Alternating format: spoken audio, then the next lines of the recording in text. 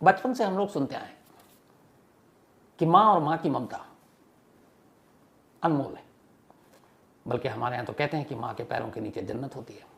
और ये बात सच है, क्योंकि एक माँ अपने बच्चों के लिए जो कुछ करती है, जिस तरीके की कुर्बानी देती है, खुद भूखे रहकर अपने वाला अपने बच्चों को देती है। बच्चा ज़रा सा बीमार पड़ जाए, पूरी पूरी रात सोती नहीं है, वो सब हम लोग आंखों से देखते हैं।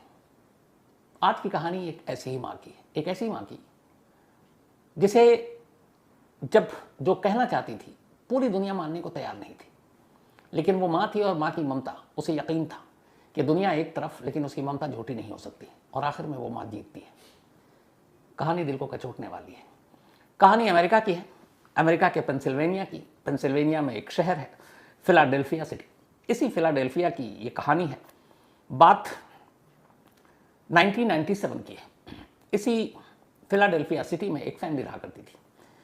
लस गोएस, उम्र करीब 26 साल, और लस की शादी हुई थी पेड्रो वेरा से। तो लस और पेड्रो वेरा, इन दोनों की शादी हुई। शादी के बाद अगले 10 साल तक गृहस्थी बहुत अच्छी चली। दोनों खुश थे, खुशहाल थे। जो पेड्रो वेरा थे, इनकी मैकेनिक की एक शॉप थी, बेहतरीन मैकेनिक थे, और आमदनी भी अच्छी थी। तो एक घर इन्होंने लिया था, 2 मंजिला। उसी 2 मंजिला घर में ये पति पत्नी रहते, और धीरे धीरे फिर इनको 2 बच्चे हुए, दोनों बेटे। तो घर गुलजार भी हो गया 2 बेटों से।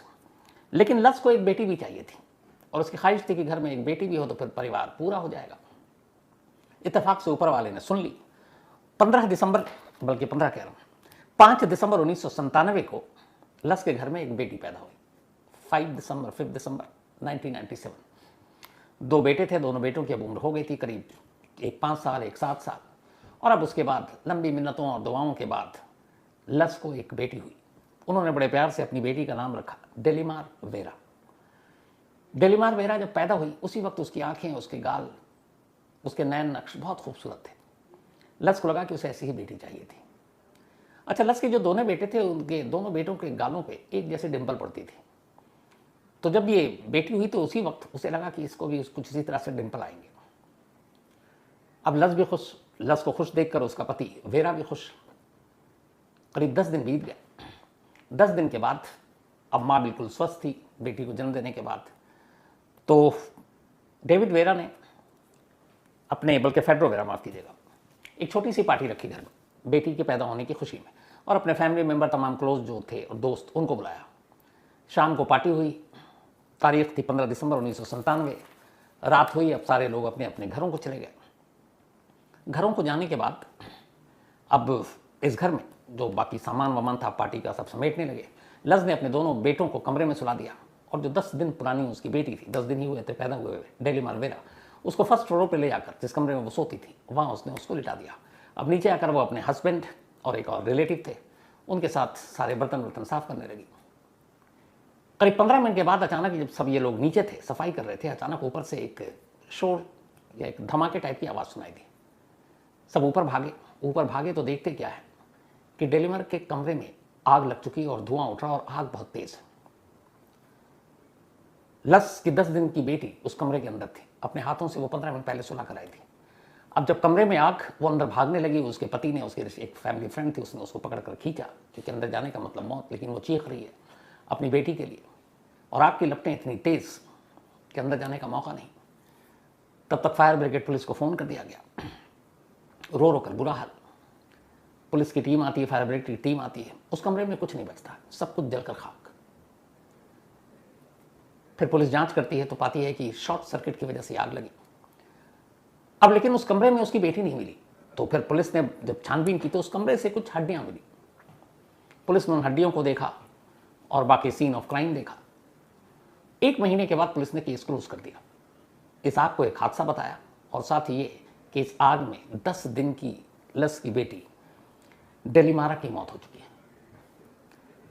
यह खबर और पुलिस की तरफ से कंफर्मेशन आने के बाद अब लस ये बर्दाश्त नहीं कर पाई। उसे यकीन ही नहीं हो रहा है कि उसकी बेटी अब इस दुनिया में नहीं है। अपने आप को कोस भी रही है कि उसने उसको ले जाकर उस वक्त ऊपर कमरे में अकेले क्यों सुलाया। माँ अपने आप को दोष दे रही है, दोषी मान रही है खुद को, लेकिन फिर भी उसे यह है कि नहीं, मेरी बेटी मर नहीं सकती। इतना ऊपर वाला पत्थर दिल नहीं हो सकता कि मेरी बेटी को मुझे दे और 10 दिन के अंदर छीन ले। वो रोती बिलखती चीखती, और अपने पति, तमाम रिश्तेदार जो आते उसको समझाने के लिए वो उनके ऊपर चीख पड़ती और कहती कि नहीं, मेरी बेटी का मातम मत मनाओ, मेरी बेटी जिंदा है।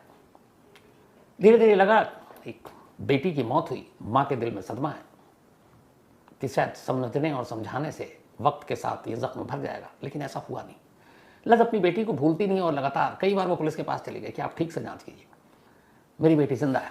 पुलिस वाले कहते हैं मैं कैसे करूं, कमरे से हड्डियां मिली है, आग इस तरीके की थी, किसी के बचने की उम्मीद नहीं है। अब पति भी धीरे धीरे परेशान होने लगा।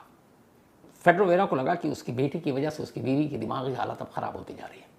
अब जब भी वो बेटी की बात करती, दोनों पति पत्नी में झगड़ा शुरू हो जाता। धीरे धीरे ये झगड़ा और बेटी की मौत की ये जो उसके दिल दिमाग में बैठ गई थी एक माँ के, रिश्ते इतने खराब हुए कि फेड्रो वेरा ने अपनी पत्नी को तलाक दे दिया।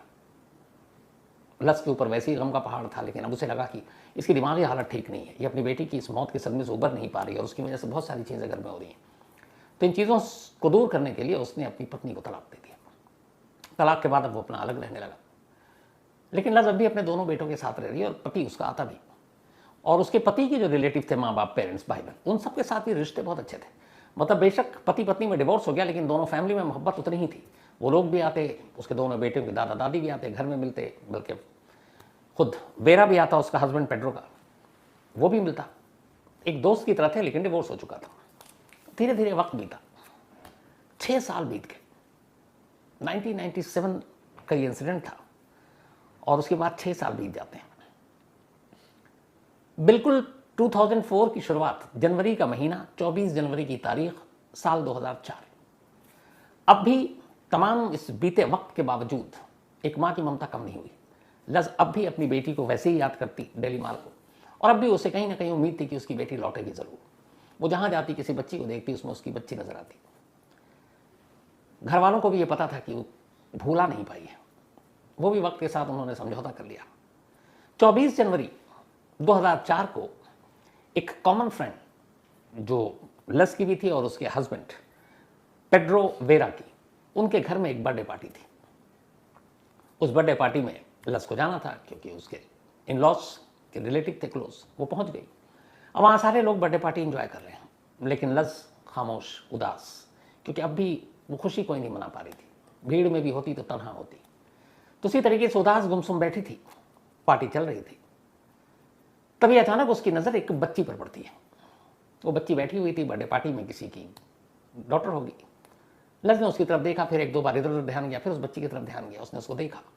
अब वो उस बच्ची को बहुत ही मतलब गौर से देख रही है और धीरे से उसके करीब गई। जैसे ही करीब गई तो उसे देखकर बच्ची मुस्कुरा उठी।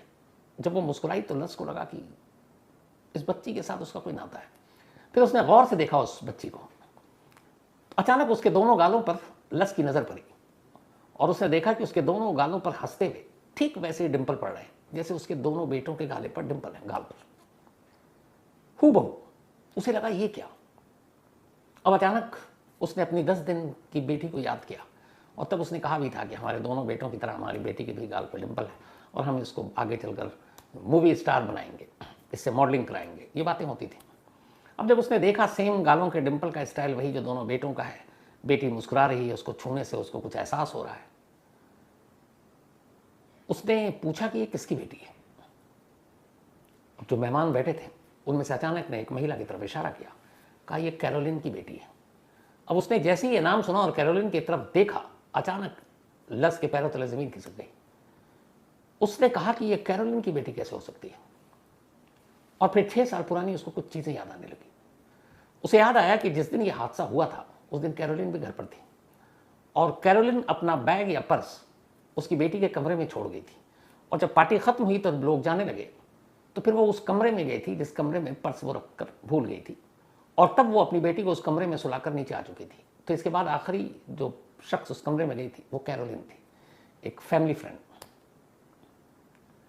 अब उसे लगा कि कैरोलिन की अगर बेटी हुई तो हम सबको पता क्यों नहीं चला। उसने 2-3 लोगों से पूछा, सबने कहा कि हमें कुछ पता नहीं। अब उसे डाउट हुआ, बेटी का चेहरा देखकर लग रहा कि ये मेरी बेटी है, पर करे क्या। अच्छा, इस दौरान में उसने बहुत सारी ये सब फिल्में, साइंस फिक्शन, ये सब देख चुकी थी। वहाँ पे जो बच्चे थे कुछ बबलगम च्युइंगम खा रहे थे।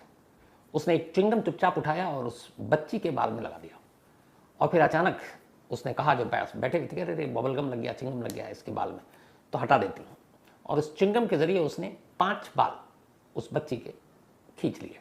उसे एक नैपकिन में रखा, उस नैपकिन को एक पॉलीथीन में रखा और फिर अपने बैग में रखा और थोड़ी देर बाद वहाँ से निकल गई। निकलने के बाद अगले दिन सुबह सबसे पहले वो पुलिस स्टेशन पहुँचती है और कहती है कि देखिए मेरी बेटी जिंदा है और एक बच्ची को मैंने देखा और मुझे यकीन है वो मेरी बेटी है। मैं उसके कुछ बाल चुपचाप लेकर आई हूँ और मुझे पता है कि अगर डीएनए होगा तो ये साबित हो जाएगा। वो पुलिस वाले लस को जानते थे क्योंकि उसकी मौत के बाद उसने बहुत थाने के चक्कर काटे थे और उन्हें लगा था कि ये कुछ नहीं है, एक माँ की मोहब्बत है जो बार बार चली आती है, वरना वो जिंदा नहीं है।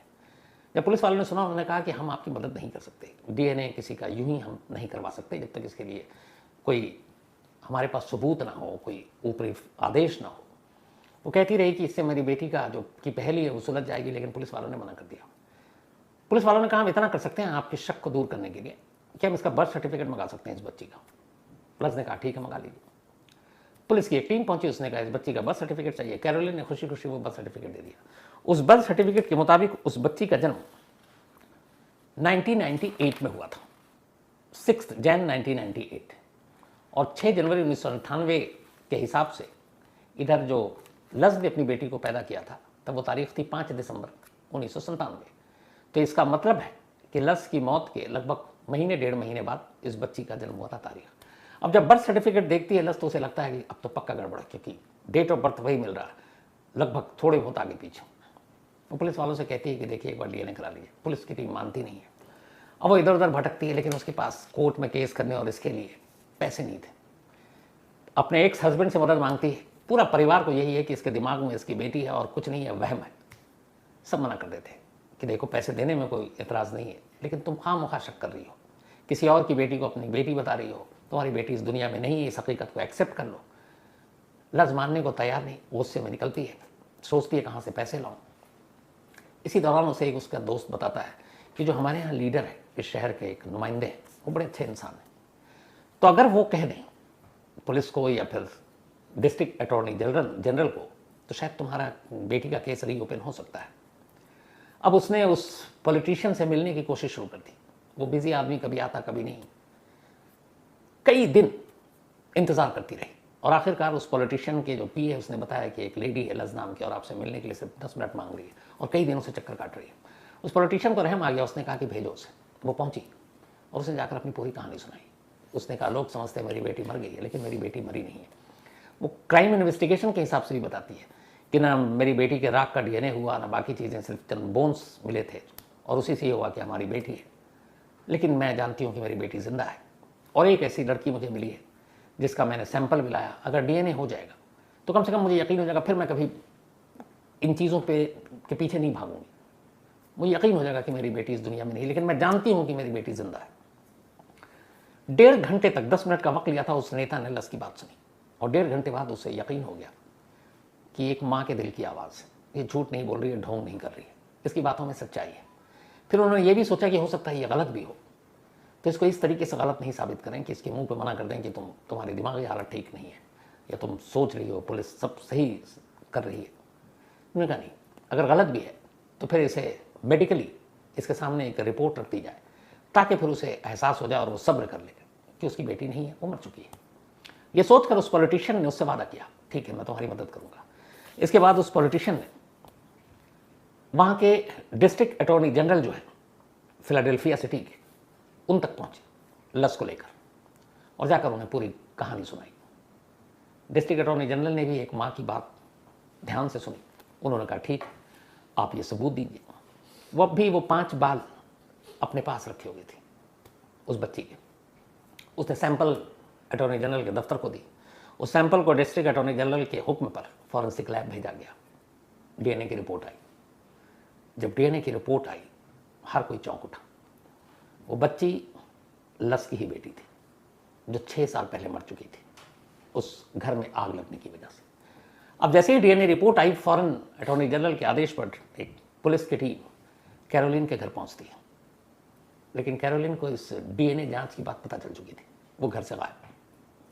पुलिस इधर उधर ढूंढती है, वो काफ़ी इधर उधर भटकती छुपती रहती है। इस दौरान में जब ये डीएनए की रिपोर्ट आनी थी और जब ये डीएनए हुआ तो कैरोलिन के भी सैंपल लिए गए और लस के भी। तो उस वक्त कैरोलिन को अंदाज़ा हो गया था कि ये मामला जांच में चला गया। तो उसी के साथ पुलिस ने एक और काम किया अटॉर्नी जनरल के ऑर्डर पर कि जब तक डीएनए की रिपोर्ट नहीं आ जाए, ये बच्ची जो 6 साल जिसकी उम्र है, ये एक सरकारी एक ऑर्गेनाइजेशन एनजीओ है, वहाँ पे रहेगी कस्टडी में, और जब फैसला हो जाएगा तब बच्ची को किसको सौंपना है उसको सौंप दिया जाएगा। तो बच्ची ना कैरोलिन के पास है ना लस के पास है, वो एक अलग जगह सरकारी एक विभाग के अंदर उसको उसका पालन पोषण हो रहा है। लेकिन जिस दिन रिपोर्ट आई कैरोलिन गायब, डीएनए से साबित हो गया कि ये लस की बेटी है। उसकी बेटी को माँ को सौंप दिया गया, लस को।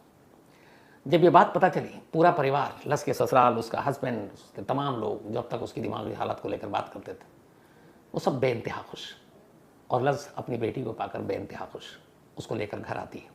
इधर पुलिस तलाश कर रही है कैरोलिन को, कैरोलिन पकड़ी जाती है। पकड़ने के बाद पुलिस उससे कहानी पूछती है, फिर वो अपनी कहानी बताती है। कैरोलिन 2 बच्चों को जन्म देती है और इत्तेफाक से दोनों बच्चों की मौत हो जाती है। डॉक्टर ने उसे बताया कि उसे कुछ माँ बनने के जो भी चीज़ें होती हैं उसमें कुछ प्रॉब्लम है, तो शायद वो माँ ना बन पाए। कैरोलिन को एक बच्चा चाहिए था। जब 15 दिसंबर 1997 को लस ने अपनी बेटी के जन्मदिन पर, उसके पैदा होने पर एक पार्टी रखी डेलीमार वेरा, तो फिर कैरोलिन भी पहुंची थी। वहाँ गई, उसने पहली बार डेलीमार वेरा को देखा, उसकी आंखें, उसके नैन नक्श उसको बहुत पसंद आए।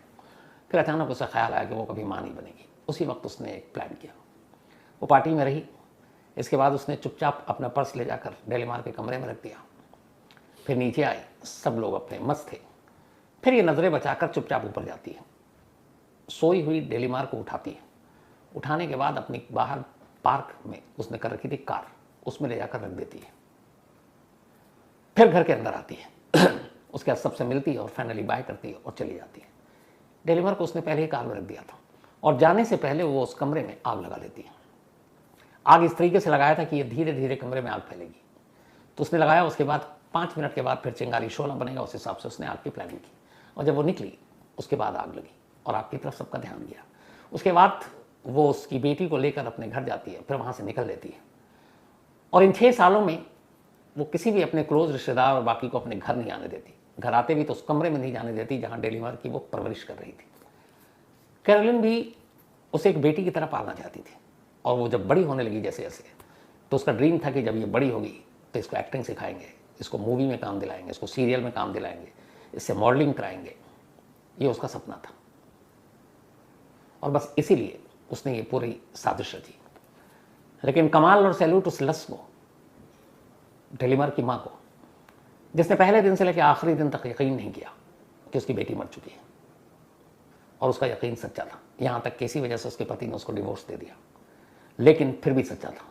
हालांकि पति कभी लौट कर फिर नहीं आया। लस ने अपनी पूरी ज़िंदगी गुजारी।